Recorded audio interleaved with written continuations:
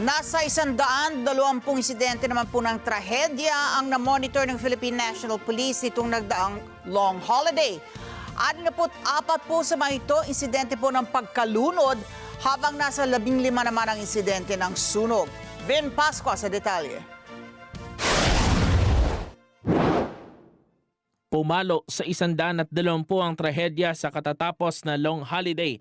Batay ito sa datos ng Philippine National Police mula April 13 hanggang alas 6 ng umaga ngayong araw, April 21.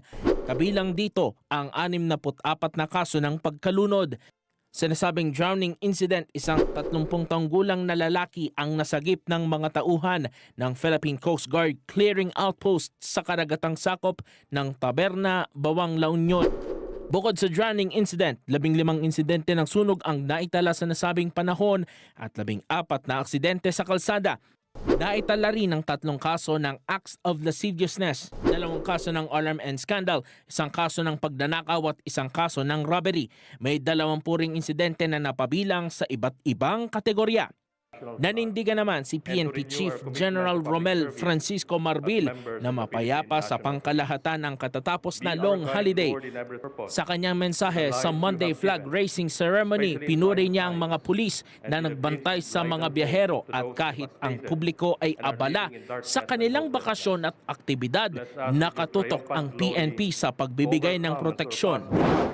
While the rest of the nation was on break, you were on duty from transport terminals, major roads, places of worship, and tourist areas.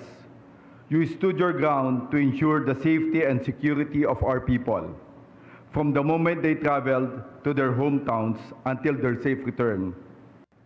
Pinasalamatan din ni Marbil ang publiko sa kanilang disiplina at pakikiisa sa katatapos na long holiday.